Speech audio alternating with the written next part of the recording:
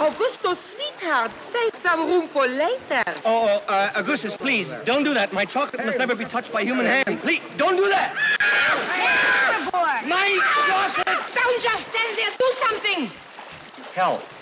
Police. Murder. He'll commit into marshmallows in 5 seconds. Impossible, my dear lady. That's absurd.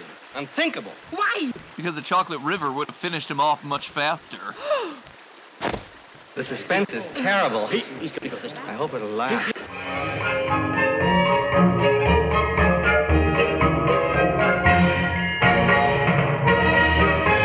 Hello, Internet! Welcome to Food Theory, the show that's like a river of dark chocolate. Sweet, but bitter. In case you missed it, earlier this year, MrBeast launched a new brand of chocolate bar, Feastables. And true to his brand, it came with a promotion. 10 random bars are gonna have a mystery ticket inside of them, and if you get this mystery ticket, we will fly you out to compete for a chocolate factory in one of our videos. Well, that video's finally come out, complete with him bringing Willy Wonka's chocolate factory to life. He even recreated the iconic chocolate waterfall and river. Don't ask me how, but we put a chocolate river with a chocolate waterfall in the middle of this warehouse. Who would have thought a river made of chocolate is not very practical? Except that's where he'd be wrong. A chocolate river is shockingly practical. You see, watching MrBeast's version of the chocolate river really got me thinking for the first time ever about the actual physical realities of a chocolate river. Just so we're clear, that river in both Jimmy's video and the original film is supposed to be made of actual melted chocolate and not, brown poop water. Look, we were all thinking it. Heck, even the movie calls it out. What a disgusting, dirty river. It's industrial waste, that. That's chocolate! This is one place where the 2005 remake with Johnny Depp is actually more faithful to Willy Wonka canon. That giant CGI waterfall and river might look more artificial, but it's actually truer to what the texture of actual melted chocolate would be, which, if it's liquid, should be hot, right? Like hot melted chocolate. Chocolate is solid at room temperature. Wouldn't poor Augustus Gloop be boiled alive after he fell into the river? How long could he actually last in there? And speaking of lasting, could he actually drown inside of a chocolate river? We're told he can't swim, but can you swim in melted chocolate? Does the ability to tread water matter here? And could a factory like this actually have all of this chocolate mixed by a waterfall like Wonka says? Like I said, a lot of questions started to flood my brain while watching that MrBeast video. So today, we're gonna be getting to the chewy scientific center of all these chocolate river mysteries. And trust me, you will be surprised by what I found. This seemingly ridiculous Wonka concoction isn't nearly as absurd as it might initially seem. In fact, this wacky movie is actually a heck of a lot more accurate to the actual chocolate manufacturing process than I think any of us first realized when we were watching the movie. And Augustus, well, let's just say that his scene would look very different. So come with me, and you'll see a world of cold scientific calculation as we explore the reality of Wonka's chocolate factory. Now, right at the top here, can I just be an Augustus Gloop apologist for a second? I mean, I know that we're meant to think of him as a spoiled brat who's punished for his gluttony by falling into the river, but was it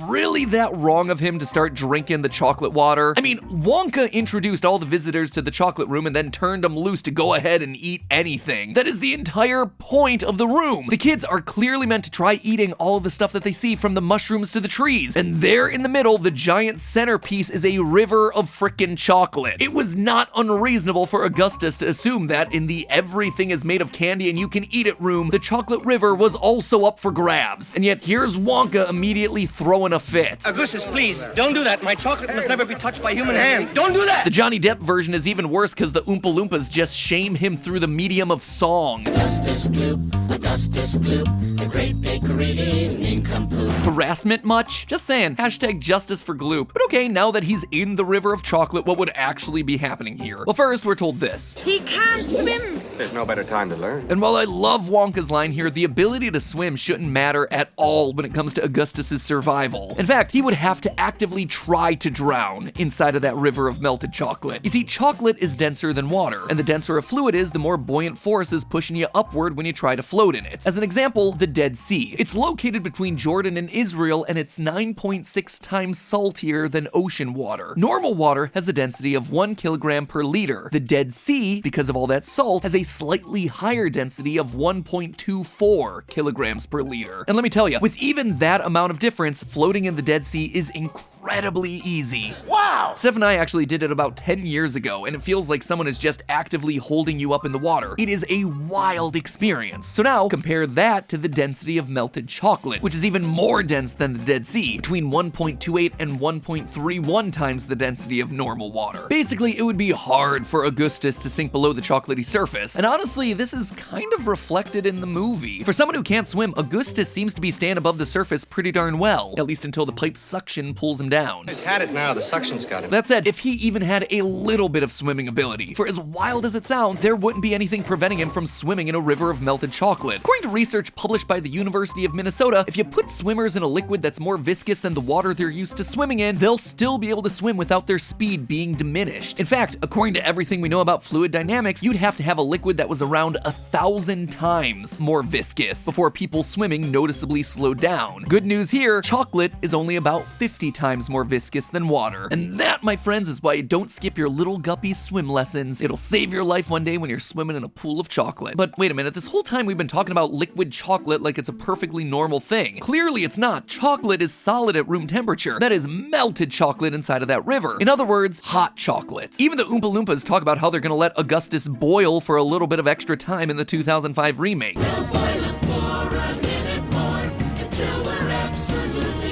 So how hot does that chocolate river have to be in order to be, you know, a river? Well, it turns out melted chocolate might not be deadly, but it can be damaging. For a flowing, dripping chocolate fountain, you usually want the chocolate to be reaching temperatures of about 110 to 120 degrees Fahrenheit, or 43 to 49 degrees Celsius. It's pretty darn hot. For comparison, hot tubs in the US are prohibited from going above 104 degrees Fahrenheit, or 40 degrees Celsius, specifically due to safety concerns. And 100 degrees Fahrenheit, or 38 degrees Celsius, is the recommended safe temperature for adults. According to Johns Hopkins University, exposing skin to 120 degree fluids tends to cause serious burns after 10 minutes of exposure, which admittedly is a lot longer than we see Augustus in the Gloop, but it's something to be concerned about, especially considering that hot melted chocolate is going to be a lot stickier than water. It's going to be important to wash that off his skin immediately. We see this very clearly in the Johnny Depp remake, where the chocolate really sticks to his body as he flails around. So getting that stuff washed off as soon as he's shot through the pipe is going to be a top priority. He wouldn't be crying out due to drowning, he'd be crying out due to getting boiled to death. Also, is it just me, or is this like the third time that I've mentioned the 2005 Johnny Depp remake as being the version that's correct? Do I somewhere deep in the recesses of my brain somehow think that this is the better version of the story? Good morning, Starshine. The Earth says hello. Nope, no it isn't. Let's just say there's a reason no one was talking about this one getting a sequel during the big Johnny Depp trial. Okay then, let's move along. But safety concerns aside, let's go back to what gets said during the MrBeast video. Who would have thought a river made of chocolate is not very practical? Is this a practical way of producing chocolate? Well, this is what Wonka has to say about the chocolate waterfall, the supposed crown jewel of his factory. That's the most fantastic thing I've ever seen. 10,000 gallons an hour. And look at my waterfall. That's the most important thing. It's actually churning my chocolate. 10,000 gallons an hour, you say? Is that actually realistic for a waterfall of this size? And more importantly, should I be impressed with that number or not? 10,000 gallons an hour seems high, but this is an international candy company after all. Is 10,000 gallons an hour enough to provide candy to the entire world? Well, let's tackle the size question first. As it turns out, that number is almost perfectly on the money. According to a vendor that specializes in artificial waterfalls, the water flow rate for waterfalls is going to vary depending on how splashy you want it to be. A slow, non-splashy, quiet waterfall would have a flow rate of around 100 gallons per hour per inch of waterfall width. But if you want yourself a splashy, frothy, white water effect for your waterfall that's going to make some noise, like the one we see in Wonka's factory, you're going to be looking at a flow rate somewhere between 200 and 500 gallons per hour per inch of waterfall width. That means that for a flow rate of 10,000 gallons per hour like Wonka claims, the waterfall would need to be somewhere between 20 and 50 inches wide,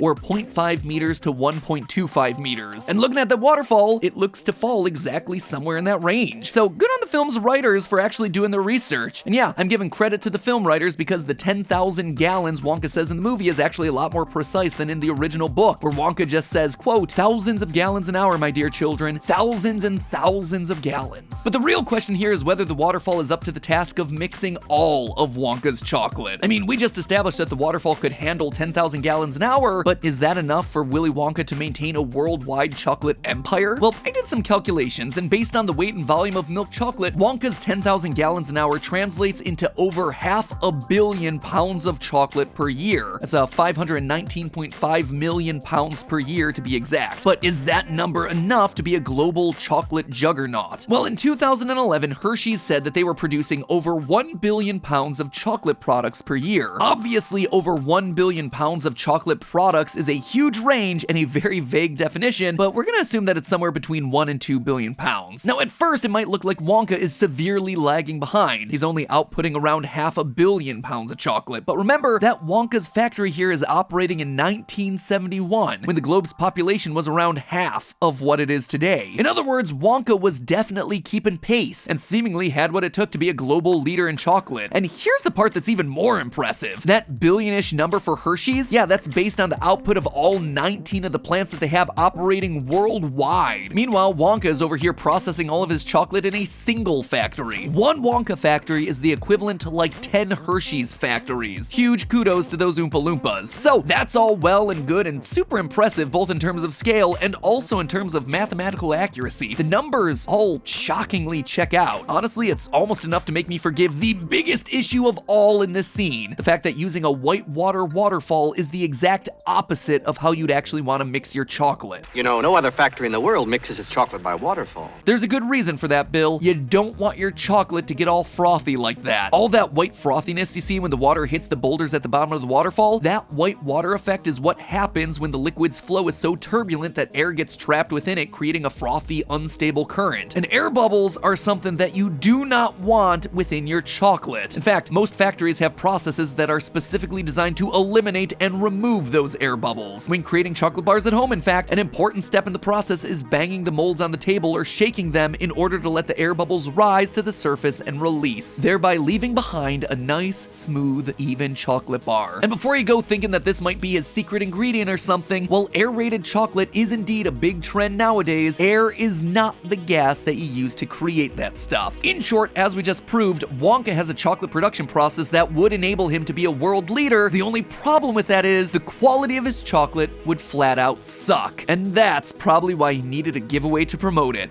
No offense meant to MrBeast, by the way. Feastables chocolate, really solid. But hey, that's just a theory. A food theory. And hey, while MrBeast's initial giveaway is over, he just started a new one where he's giving away Teslas, Xboxes, and chances to appear in future videos. And here's the really shocking part. You can win all of it without spending a dime. Actually did a video all about how to do it right over here. So if winning those prizes sounds at all interesting to you, check it out. And hey, MrBeast's food empire isn't limited to just chocolate. I did a video exposing how MrBeast launched his own burger chain through the magic of ghost kitchens. To find out how he, and pretty soon Five Nights at Freddy's, did exactly that, check out the video right there. As always, my friends, I'll see you next week. Bon appetit.